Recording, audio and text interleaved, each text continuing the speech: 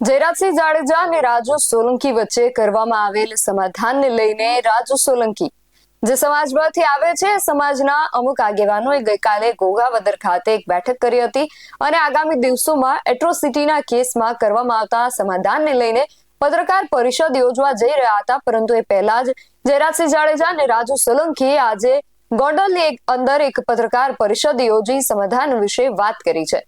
તો સાથે જ જેલમાં બંધ અનિરુદ્ધસિંહ રીબડા પર પણ કેટલાય આક્ષેપો કરવામાં આવ્યા છે। શું છે સમગ્ર વિગત જાણીએ અહેવાલમાં। જય હિન્દ BSI ટીવી ન્યૂઝ પર આપની સાથે હું છું નિધિ ગઢવી। ગુજરાતના એમાંય ખાસ કરીને સૌરાષ્ટ્રના રાજકારણને અસર કરે તેવા સમાચાર ગોંડલથી સામે આવ્યા છે। જયરાજસિંહ જાડેજા અને રાજુ સોલંકી વચ્ચે હસ્સામોએ સમાધાન થઈ ગયું છે।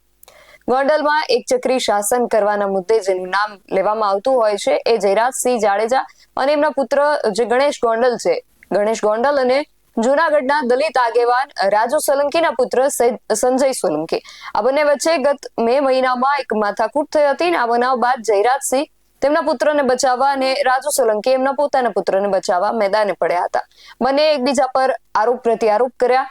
ગણેશ ગોંડલ જેલમાં ગયા તો સામે રાજુ સોલંકી અને તેમના ટેકેદારો સામે ઓગસ્ટ 2025માં ગુજસીટોકનો ગુનો દાખલ કરવામાં આવ્યો અને એ લોકો પણ સુરતની જેલમાં ગયા। પણ હવે આ બંને વચ્ચે સમાધાન થઈ ગયું છે।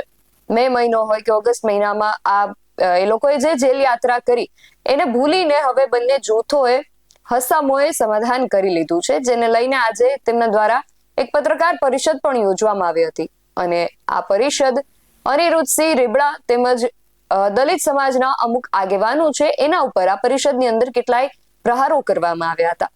સૌથી પહેલા તો સાંભળીએ આ પરિષદમાં જયરાજસિંહ અને રાજુ સોલંકીએ શું કહ્યું। જય ભીમ, નમો બુદ્ધાય।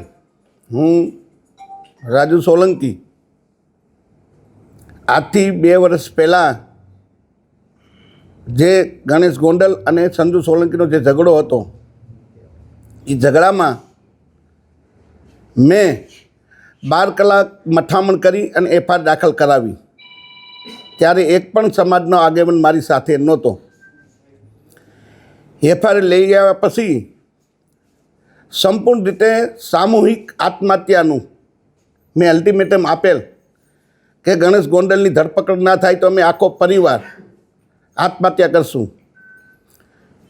એ આત્મહત્યાના સામૂહિક આત્મહત્યાના પ્રેશરમાં આવી સરકારશ્રીએ ગણેશ ગોંડલની ધરપકડ કરી।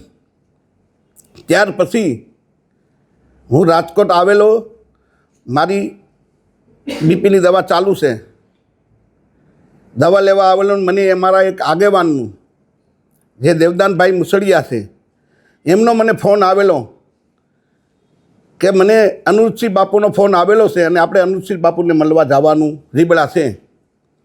ત્યારે હું રાજકોટથી રિટર્ન રીબડાની નજીક હતો ને મને ફોન આવ્યો એટલે મેં કીધું હું અહીં રીબડાની બાજુમાં જ છું। ત્યારે યોગેશ ભાષા, પિન્ટુ બગડા અને દેવદાન મુસળિયા મને અનુરુદ્ધસિંહ બાપુ પાસે લઈ ગયા। અનુરુદ્ધસિંહ બાપુ પાસે લઈ ગયા અને મને એવું કીધું કે આપણે ગોંડલ જવાનું છે। જેમ જયરાજસિંહ જાડેજા અને ગોંડલ ગણેશ રીબડા આવ્યા અને અમારી આબરૂ કાઢી એમ આપણે જયરાજસિંહ બાપુની આબરૂ કાઢવા જવાની છે। તો મને થોડોક રોષ હતો કે મારા દીકરાનું અપહરણ કર્યું, મારા દીકરાને માર્યો, એના અનુસંધાનું એને વાતમાં આવી ગયું। લડાઈ ગોંડલ 20 રીબડાની હતી। આમાં દલિત સમાજને કાંઈ લેવા દેવા નહોતું, પણ દલિત સમાજને ક્યાંક ને ક્યાંક દલિત સમાજના 2-3 રાજકોટ જિલ્લાના આગેવાન, 2-3 જૂનાગઢ જિલ્લાના આગેવાન આખા સમાજને ગેરમાર્ગે દોર્યો। મારો સમાજ નિર્દોષ છે, મારા સમાજનામાં ક્યાંય દોષ નથી।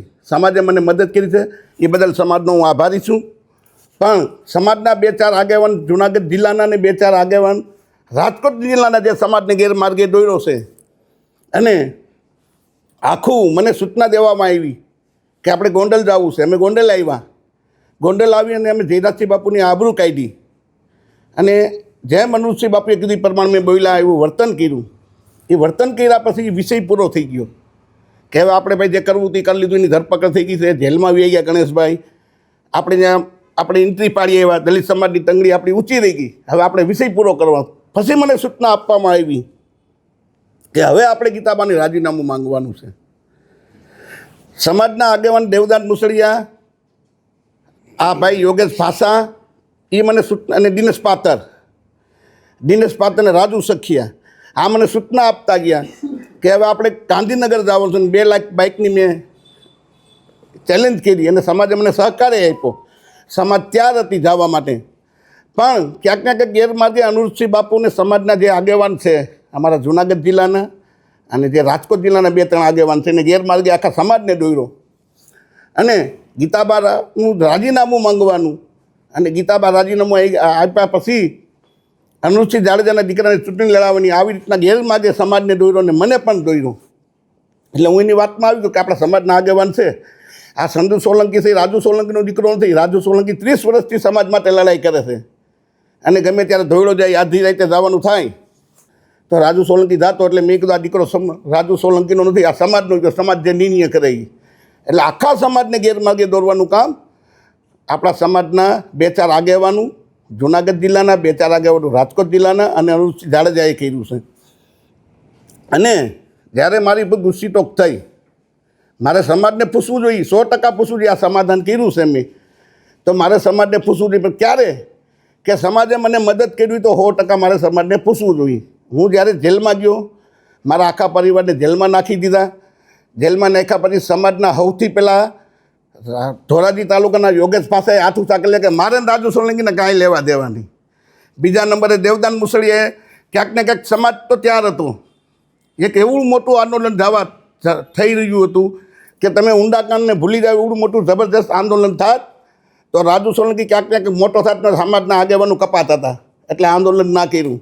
સમાજના લોકોને રોકવામાં આવ્યા કે આપણે આંદોલન નથી કરવું, આપણે કાંઈ નથી કરવું. રાજુ એના પાપે અંદર જેલમાં ગયો છે. મને મદદ ના કરી. મારી ઘરવાળી જાતિને આગેવાનોને પૂછતી કેટલા ભાઈ, મારા ઘરવાળાને, મારા દીકરાને, તમે આખું ગુજરાત જાણે છે કે રાજુ સોલંકી ઉપર ને રાજુ સોલંકીના પરિવાર પર ખોટી ગુસ્સીટોક થઈ છે. આખો સમાજ જાણે છે. પણ ક્યાંક ને ક્યાંક સમાજના આગેવાનું વહીવટી તંત્રએ સેટિંગ કરીને અમને જેલમાં નાખવામાં આવ્યા. અને જેલમાં ગયા પછી સમાજના આગેવાનું જ અમારા જૂનાગઢ ડીવાયએસપીનું સન્માન કરવા હું કામે ગયા હતા ભાઈ તમે?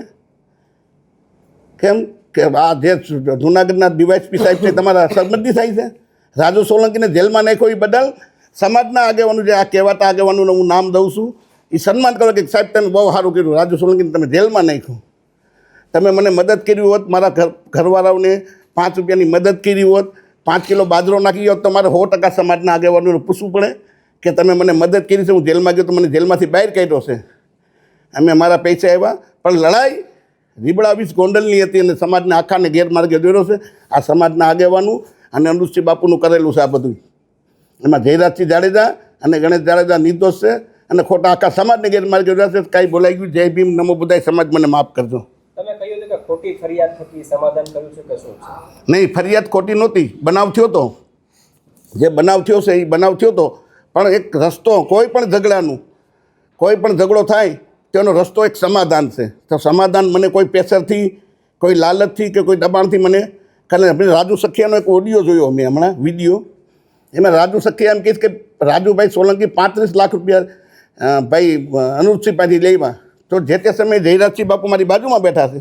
જે તે સમયે મને 2 કરોડ રૂપિયાની ઓફર હતી. તો હું 2 કરોડ લઉં કે 35 લાખ લઉં ભાઈ?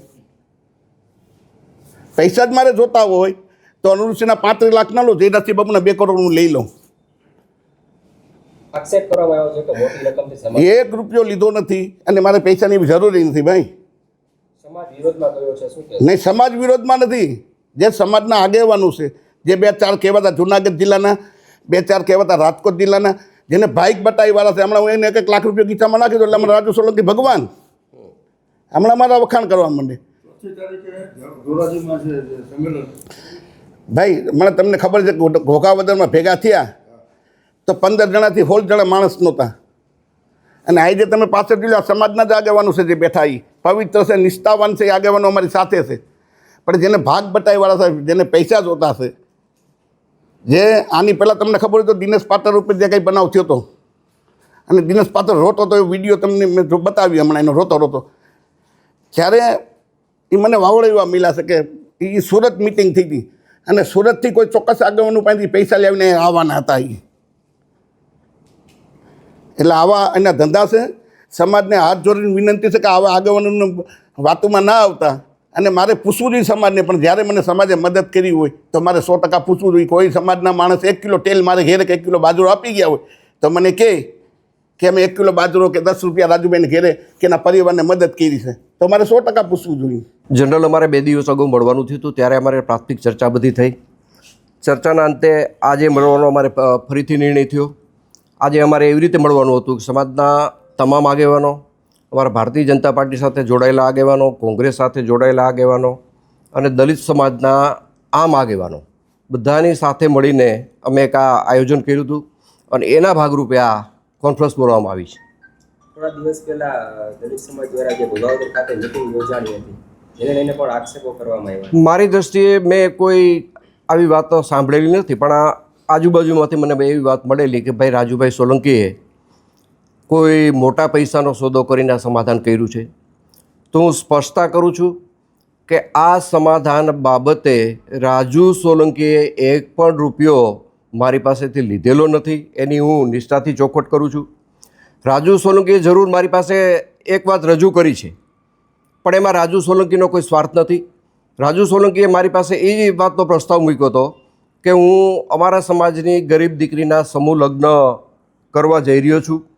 સમાજ પાસેથી મારે ફાળો લેવાની ઈચ્છા નથી.